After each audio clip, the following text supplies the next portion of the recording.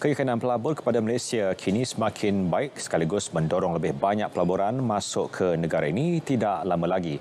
Menteri Komunikasi dan Digital Fahmi Fadil memaklumkan keyakinan itu dizahirkan para pelabur ketika lawatan kerja sempena Minggu Teknologi London LTW 2023. Berucap pada pimpinan bulanan Kementerian Komunikasi dan Digital KKD di Putrajaya, beliau menyatakan misi pelaburan ke LTW 2023 dari 12 hingga 16 Jun itu juga menyaksikan Malaysia meraih komitmen pelaburan bernilai 8.3 bilion ringgit dalam pelbagai sektor teknologi digital. Satu perasaan yang sangat positif di kalangan para pelabur yang mana mereka merasakan dengan hala tuju kestabilan politik dan juga keupayaan Malaysia sekarang untuk menjadi salah satu pusat tumpuan bagi pelaburan, maka mereka ada keyakinan tambahan. InsyaAllah tidak mustahil dalam masa yang tidak berapa lama dari sekarang kita akan dapat saksikan lebih banyak pelaburan masuk ke dalam negara kita. Malah saya telah dijemput untuk merasmikan satu mesyuarat agung tahunan oleh British Malaysian Chamber of Commerce hujung minggu ini. Ini memberi satu petanda bahawa usaha kita, usaha kerajaan dan juga agensi-agensi telah berjaya membuahkan hasil. Beliau turut menyeru jabatan serta agensi di bawah KKD untuk tidak bekerja secara silo, sebaliknya perlu saling bekerjasama mengetengahkan produk digital atau industri kreatif yang bertepatan di forum antarabangsa seperti LTW tahun depan.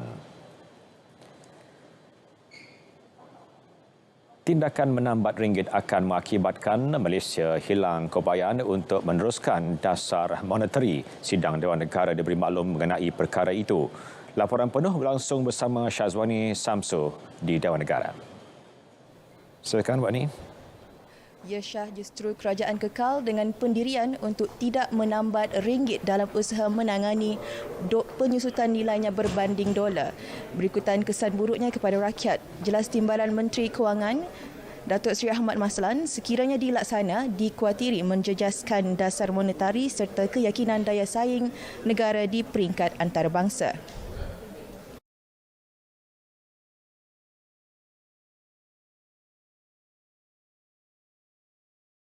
Saya ingin maklumkan di sini bahawa kerajaan tidak bercadang untuk menambat nilai ringgit sebagaimana yang telah dilakukan sebelum ini.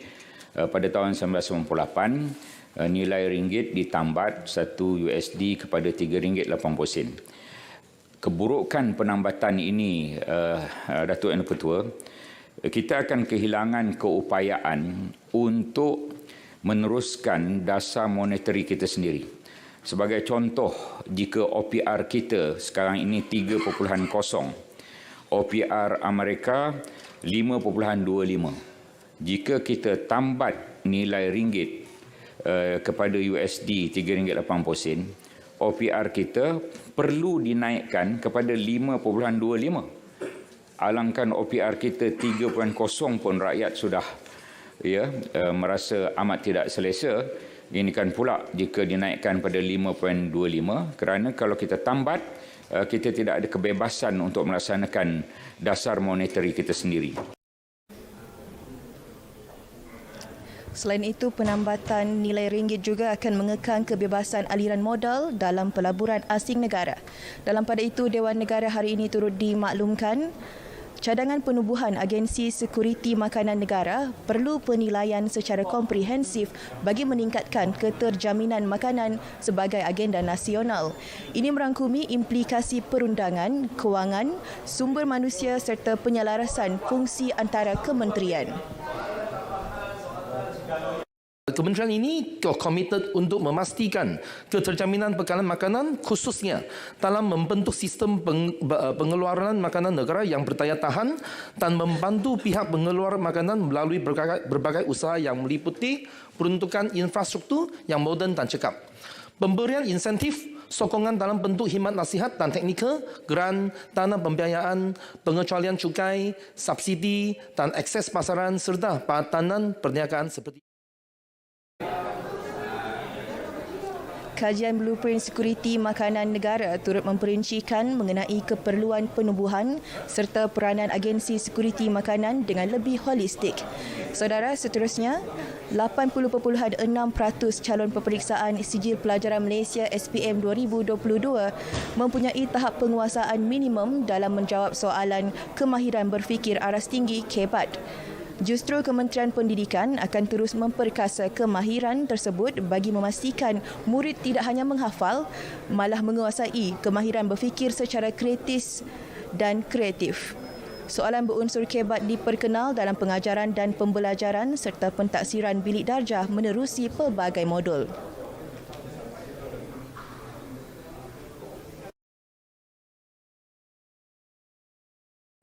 Bagi memastikan murid sekolah rendah menguasai literasi dan numerasi, KPM telah melaksanakan pelbagai inisiatif, antaranya ialah program pemulihan khas. Murid yang telah dikenal pasti belum menguasai kemahiran asas 3M ditempatkan di kelas pemulihan khas semasa mata pelajaran bahasa Melayu atau matematik diajar di kelas aliran perdana. Guru pemulihan dengan kerjasama guru mata pelajaran bahasa Melayu dan matematik memberi bimbingan yang bersesuaian kepada murid sehingga mereka dapat menguasai kemahiran asas literasi dan numerasi. KEBAT diterapkan dalam kurikulum kebangsaan supaya murid tidak hanya menghafal tetapi dapat menguasai kemahiran menilai, mengaplikasi, menganalisis dan mencipta. Seterusnya, satu perjanjian akan dibuat bersama Kesuruhanjaya Tinggi Pertubuhan Bangsa Bersatu UNHCR mengenai fungsi dan peranannya dalam menempatkan semula pelarian di Malaysia ke negara ketiga. Malaysia telah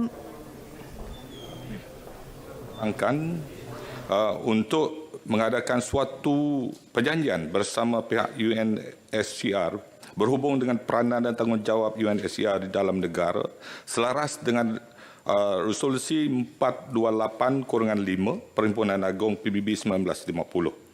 Tersebut dalam usaha untuk menjajarkan semula peranan dan fungsi UNHCR di Malaysia dengan memberikan lebih usaha kepada penempatan semula pelarian ke negara ketiga.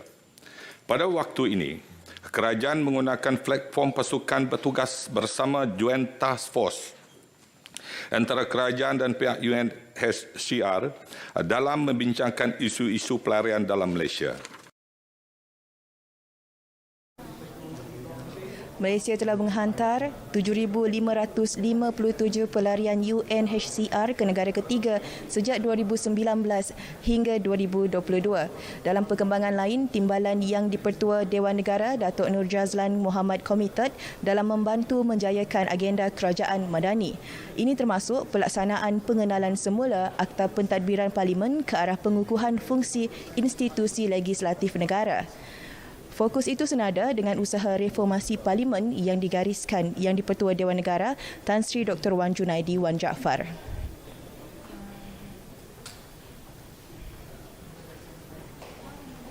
Juga bertujuan untuk membantu Yang di-Pertua Datuk Sri Wan Junaidi untuk melaksanakan agenda kerajaan yang telah ditetapkan oleh beliau dalam ucapan beliau semalam, iaitu untuk melaksanakan Akta PSA Parliamentary Services Act untuk mengembalikan semula kuasa kepada Parlimen untuk menentukan hal ehwal pengurusannya. Saya juga akan membantu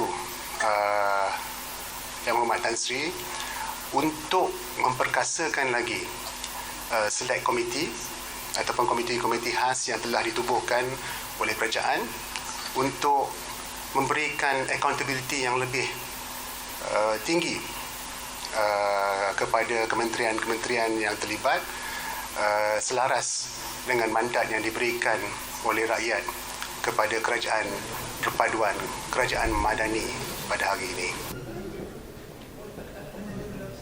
Semalam Datuk Nur Jazlan dipilih timbalan Speaker Dewan Negara selepas mendapat 43 undi. Baik, untuk makluman, Dewan Negara kini sedang berhenti rehat dan akan kembali bersidang pada 2.30 petang nanti. Demikian perkembangan langsung dari bangunan Parlimen. Kembali bersama Syah untuk perkembangan berita tengah hari seterusnya. Baik, terima kasih Wani. Kita ke berita seterusnya. Tarikh pendaftaran peperiksaan sijil pelajaran Malaysia SPM 2023 bagi calon persendirian dilanjutkan hingga pukul 6 petang 30 Jun ini. Kenyataan Kementerian Pendidikan menyebut perkara itu bagi memberi peluang kedua kepada hampir 30,000 calon SPM 2022 yang tidak dapat hadir untuk menduduki peperiksaan itu.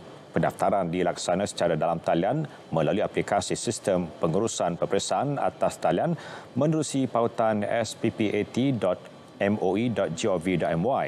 Calon perlu mematuhi syarat-syarat pendaftaran yang ditetapkan serta perlu membuat bayaran asas dan bayaran mata pelajaran yang hendak didaftarkan. Permohonan pendaftaran peperiksaan bagi calon lepasan SPM tahun 2022 adalah dikecualikan daripada fee bayaran lewat daftar. Manakala pendaftaran peperiksaan bagi calon persendirian selain calon lepasan SPM 2022 masih tertakluk kepada syarat-syarat pendaftaran sedia ada. Sama-sama kita melangkah, bergembira seisi keluarga. Malaysia penuh panorama indah, berbilang budaya.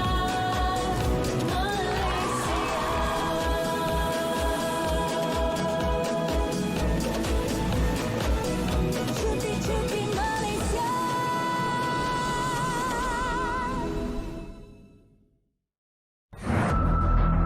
Letak di bahagian kucing ini dan di sini terdapat banyak ikan termasuk juga gunungan.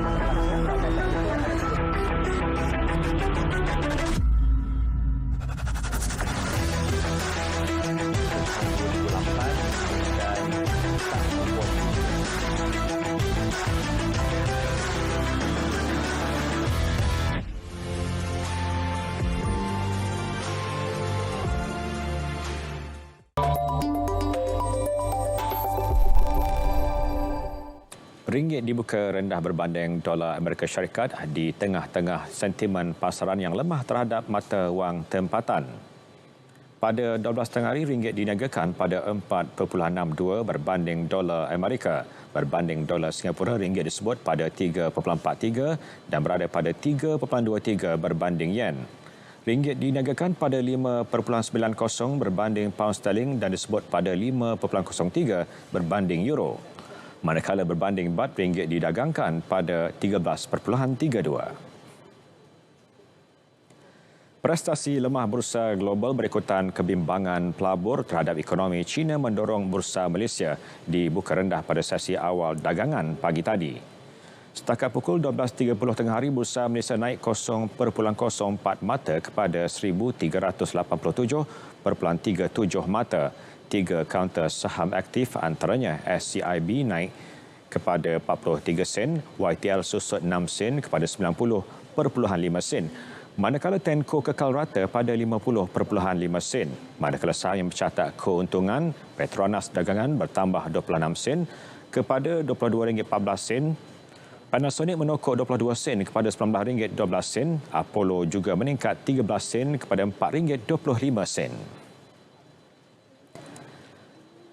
Malaysia catat lebihan dagangan sejumlah RM15.42 bilion pada Mei, pertumbuhan 2 digit sebanyak 21.4%. Bagaimanapun, jumlah perdagangan berkurang 2% kepada RM223.8 bilion sejajar permintaan global yang perlahan selain harga komoditi rendah. Perbadanan Pembangunan Perdagangan Luar Malaysia, Matrade, menerusi kenyataan turut memaklumkan prestasi perdagangan semasa Malaysia seiring negara serantau lain, ini termasuk China, Taiwan dan Republik Korea Selatan. Data ekspor menunjukkan pengurangan marginal 0.7% atau RM119.61 bilion. Import juga menurun 3.3% kepada RM104.19 bilion. Sementara itu, ekspor ke rakan dagang utama China, Amerika Syarikat dan Jepun merekodkan peningkatan. Kenaikan ekspor turut dicatatkan bagi keluaran petroleum, barangan elektrik dan elektronik, jentera, kelengkapan dan peralatan serta barangan makanan diproses. Program kesetiaan perjalanan dan gaya hidup Malaysia Airlines Enrich telah melancarkan Enrich Money, e-dompet berbilang mata wang dan kad prabayar Visa. Ketua Pegawai Eksekutif Kesetiaan dan Penyelesaian Perjalanan Malaysia Aviation Group MAG Philip C memaklumkan syarikat telah mereka bentuk Enrich Money dengan mengambil kira keperluan pengembara menjadikan pelbagai mata wang sebagai ciri utamanya. We encourage anyone who's traveling overseas, who wants to manage their foreign currency, who wants to basically have that currency that helps you get rewards wherever you want and earn enriched points throughout your travel. This is the travel card for you. Take it away. Setakat ini 10,000 muat turun aplikasi direkodkan sejak Mac lepas sekaligus mencerminkan nilai serta daya tarikan produk berkenaan. Lanskap filantropi dalam persekitaran yang semakin mencabar bakal menjadi fokus utama The Hasanah Forum THF 2023. Ahli Lembaga Pemegang Amanah Yayasan Hasanah, Datuk Syahira Ahmad Bazari berkata, konsep kedermawanan akan diterjemah semula demi menghasilkan impak sosial ekonomi yang nyata bagi masyarakat. I think the Malaysian story needs to get to the global context, number one, but also the global stories needs to come into Malaysia for this ecosystem to learn and knowledge exchange, ideas, innovations. And as you know, in the development sector, we don't work in vacuums or in silos, and we all need to work together. So there's really no boundaries in terms of the kind of impact that we can create. Berlangsung selama 2 hari bermula hari ini, program menghimpunkan pemimpin serta pengamal organisasi masyarakat sivil, perusahaan sosial, syarikat, pembuat dasar dan golongan akademik. Perdana Menteri Dato' Sri Anwar Ibrahim dijadual hadir dan menyampaikan ucapan penutup di The Hasanah Forum 2023 Khamis ini. Seiring penganjurannya, Yayasan Hasanah di bawah Khazanah Nasional bersama Asia Venture Philanthropy Network AVPN turut menganjurkan Global Conference 2023, persidangan pelaburan sosial terbesar di Asia.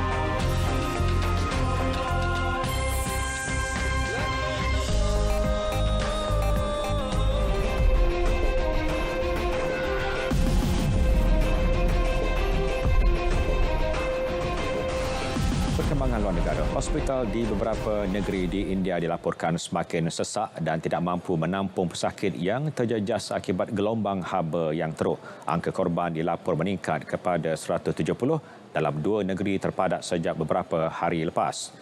Di negeri utara Uttar Pradesh, 119 individu telah meninggal dunia akibat penyakit berkaitan haba. Manakala di negeri jiran Bihar, 47 kematian direkodkan akibat gelombang haba. Hospital terbesar di daerah Balia di Uttar Pradesh juga tidak mampu menampung lagi pesakit baru akibat gangguan bekalan kuasa tambahan yang semakin terjejas. Bilik mai hospital juga telah mulai sesak. Hospital turut mengalami masalah kerosakan pendingin hawa dan unit penyejuk yang dipasang tidak berfungsi dengan baik disebabkan oleh ketidakstabilan bekalan kuasa. Tambahan kepada tekanan haba ialah gangguan bekalan kuasa yang berterusan di seluruh kawasan menyebabkan orang ramai tidak mempunyai bekalan air, kipas angin atau pendingin hawa. Parlimen Britain mengesahkan laporan yang merumuskan Boris Johnson sengaja berbohong mengenai parti yang melanggar peraturan perintah berkurung semasa COVID-19 sekaligus memberikan satu lagi tamparan kepada kerjaya politik bekas Perdana Menteri itu.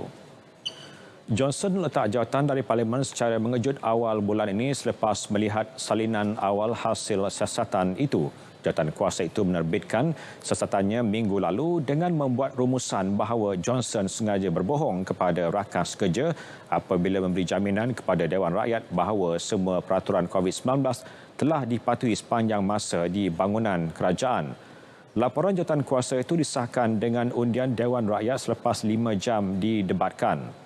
Bagaimanapun, keputusan Parlimen itu tidak menghalang Johnson daripada bertanding semula untuk menjadi ahli Dewan Rakyat.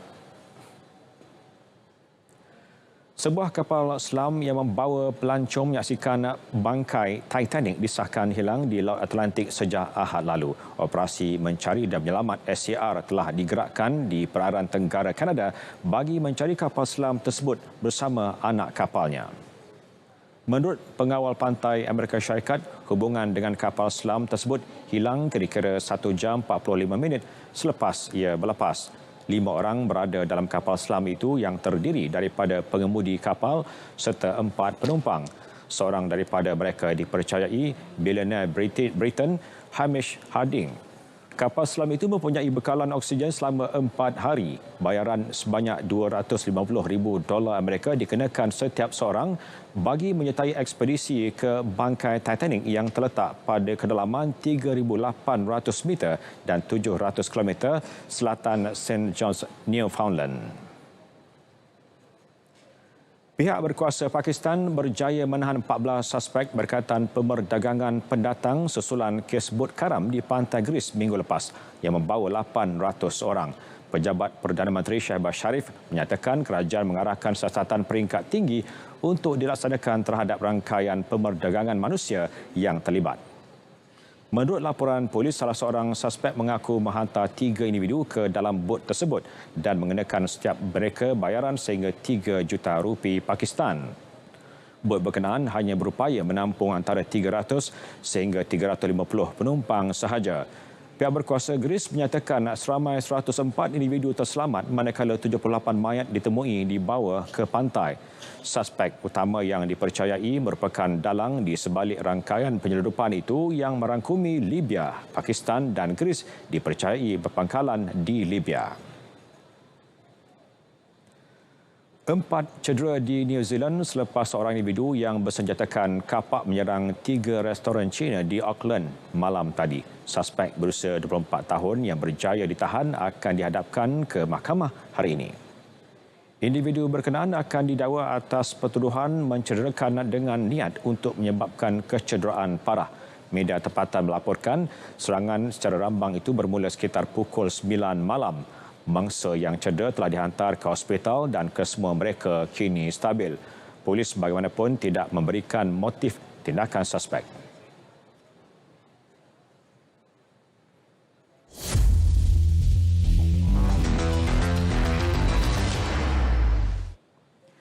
Sukan menjelang aksi persahabatan Tier 1 menentang Papua New Guinea di Stadium Sultan Mizan Zainal Abidin malam ini. Ketua Jurulatih Skuad Kebangsaan Kim Pan-gon bakal melakukan beberapa perubahan dalam usaha meraih keputusan positif. Jelas Pan-gon perubahan dalam kesebelasan utama Harimau Melaya adalah untuk melihat tahap prestasi pemain yang tidak turun beraksi pada perlawanan sebelum ini. Selain itu, jurulatih dari Korea Selatan itu mahu melihat persaingan dalam kalangan pemain terus meningkat sebelum membentuk skuad terbaik menghadapi Piala Asia 2023 di Qatar pada Januari 2024. Berdasarkan statistik, pertemuan dengan Papua New Guinea, Malaysia menang 3 daripada 4 perlawanan. Pertemuan terakhir pada 2016 menyaksikan skuad Harimau Melaya menang 2-1 5 bulan selepas tewas 0-2 kepada lawan sama. Pelumba berbasikal trek negara Muhammad Shafir Dar Shahrom akan menerima basikal baharu sebelum menyertai Sukan Asia Hangzhou. Perkara tersebut dimaklumkan Ketua Jurulatih Berbasikal Trek Negara John Beasley. Beasley berkata beliau gembira jika versi baharu basikal WXR Vortec akan siap sebelum kejohanan dunia dari 3 hingga 13 Ogos di Glasgow, Scotland. Bagaimanapun, beliau berpendapat sebelum Sukan Asia berpekan tarikh yang lebih realistik.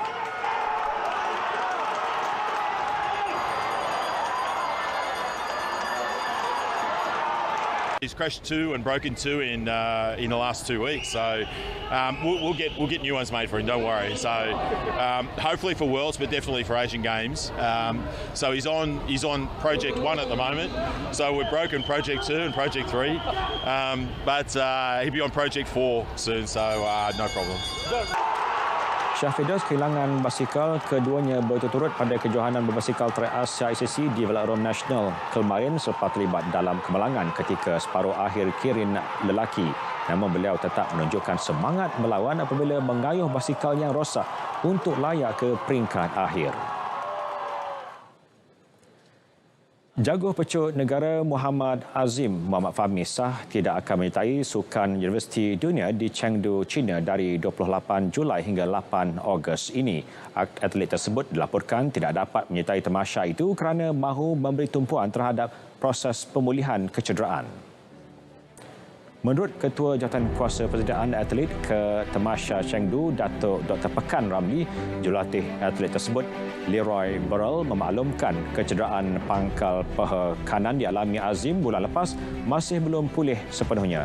Burrell turut menjelaskan fokus utama Azim adalah untuk cergas sebelum menghadapi kejohanan olahraga dunia di Budapest, Hungary pada 19 hingga 27 Ogos ini. Selain kejohanan olahraga dunia, Muhammad Azim yang merupakan pemegang rekod kebangsaan 100 meter dengan catatan 10.09 saat dijangka beraksi pada Sukan Asia Hangzhou 2022 di China pada September ini. Penuntut Universiti Auburn, Alabama itu memecahkan rekod kebangsaan pada kejohanan olahraga dunia bawah 20 tahun di Cali, Colombia, Ogos tahun lepas sekaligus memadam catatan lama 10.18 saat untuk Khairul Hafiz jantan yang dilakukan pada Sukan Malaysia 2016 di Kuching, Sarawak. Aksi kelayakan Euro 2024, England mempamerkan aksi luar biasa apabila berupaya meraih kemenangan besar 7-0 menewaskan North Macedonia awal pagi tadi. Dalam saingan tersebut menyaksikan Bukayo Saka meledak hat-trick sekaligus membolehkan England meneruskan rentak cemerlang pada kelayakan Euro kali ini. Harry Kane turut menyinar pada aksi tersebut apabila berjaya meledak 2 gol untuk membantu The Three Lions mendominasi permainan. Jurulatih England Gareth Southgate turut memuji aksi yang dipamerkan ke semua pemain kerana berani memanfaatkan peluang mendapatkan jaringan. Ketika ini England mendahului kumpulan C selepas menang semua 4 perlawanan. Sementara itu, dalam saingan kumpulan B menyaksikan Perancis meraih kemenangan tipis 1-0 menewaskan Greece. Dalam aksi tersebut, gol kemenangan Perancis dijaringkan oleh Kylian Mbappe menerusi sepakan penalti pada minit ke-55. Setakat ini, Le Bleu masih mendahului kumpulan B dengan 12 mata selepas 4 perlawanan berlangsung. Selepas ini, Perancis dijadual bertemu Ireland pada 8 September ini. Berita tengah hari berakhir di sini. Terus setia bersama Berita RTM untuk perkembangan sahih sepanjang masa. Salam Malaysia Madani, tekad perpaduan, penuhi harapan dan Assalamualaikum.